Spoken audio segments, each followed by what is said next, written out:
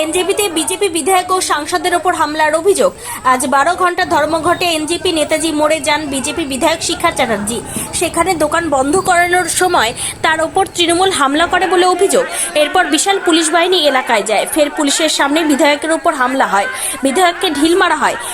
এরপর বিধায়ক কোনো মতে স্কুটারে করে বসে এলাকা ছাড়েন। পরবর্তীতে বিধায়কের সঙ্গে দেখা করার জন্য যে সাংসদ জয়ন্ত রায় এলাকায় আসছিলেন, সেই সময় ফের সাংসদের ওপর হামলা হয়। পুলিশের সামনে সাংসদকে ঘিরে বিক্ষোভ দেখানো হয়, ঢিল মারা হয় গাড়িতে। পরে বিধায়ক ও সাংসদ এনজিপি থানায় আসেন। এরপর থানার সামনে ধর্নায় বসেন বিজেপি বিধায়ক শিখা চ্যাটার্জি।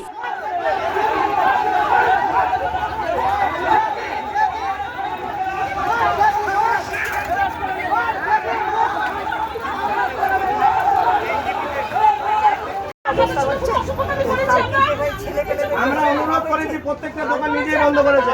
কিন্তু আমরা আজকে আপনাদের কাছে এসেছি আবেদন জানাতে। আপনারা বন্ধ করছে, সবাই বন্ধ করছে, প্রত্যেকে বন্ধ করছে।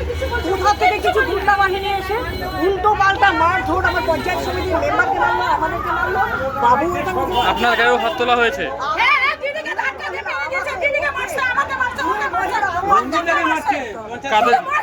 কারা হাত তুলেছে? এখানে দুই মহিলা, মোটা মোটা দুই মহিলা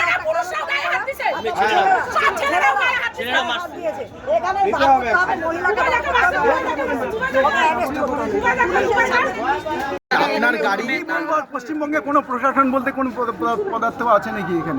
এখানে সাধারণ মানুষের জন্য কোনো নিরাপত্তা আছে নাকি? এখানে মহিলাদের নিরাপত্তা নাই তো সারা পৃথিবী জেনে গেছে। আজকে ব্রিটিশ মেডিকেল অ্যাসোসিয়েশন তারা পর্যন্ত এর প্রতিবাদ করেছে।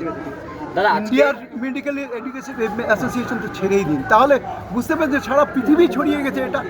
আজকেই পড়ছিলাম যে সুপ্রিম কোর্টের জাজ, চিফ জাজ কিভাবে এদেরকে মানে পশ্চিমবঙ্গ বিধায়কের উপর হামলা এবং তারপর আপনি যখন আসছিলেন রাস্তায় আপনার উপর হামলা কারা করবে? এটা টিএমসি ছাড়া আর কারা করবে? পতাকা ফ্ল্যাগ দেখেছিলেন না? ফ্ল্যাগ নিয়ে তারা রীতিমতো তারা যে জমায়েত ছিল সেটা পুলিশ কতটা কন্ট্রোল করতে পেরেছিল বলে মনে হয়? পুলিশের কন্ট্রোল করার পুলিশের সামনেই আপনার ওদের নিজেদেরকে বাঁচানোর ক্ষমতা নেই। আমি বলছি আপনাদের, ওদের নিজেদেরকে বাঁচানোর ক্ষমতা নেই। টিএমসি এখন অ্যাটাক করলে না ওদের কিচ্ছু করার নেই, কারণ ওরা হাত তুলে এরকম সারেন্ডার করবে। সারেন্ডার অলরেডি করে দিয়েছে ওরা। পুলিশ আপনাকে শিখা চ্যাটার্জির মতো একজন দায়িত্ব সম্পন্ন জনপ্রতিনিধি, যিনি কিছু গুন্ডা নিয়ে এসে এনজেপি এলাকায় জোর করে দোকানদারদের হুমকি দিচ্ছিল দোকান বন্ধ রাখার জন্য, এটা আমরা চলতে দেব না। শিখা চ্যাটার্জির অভিযোগ তাকে মারধর করা হয়েছে। কেউ আমাদের দলের কেউ মারধর করেনি, দোকানদাররা রুখে দাঁড়িয়েছে, ব্যবসায়ীরা রুখে দাঁড়িয়েছে।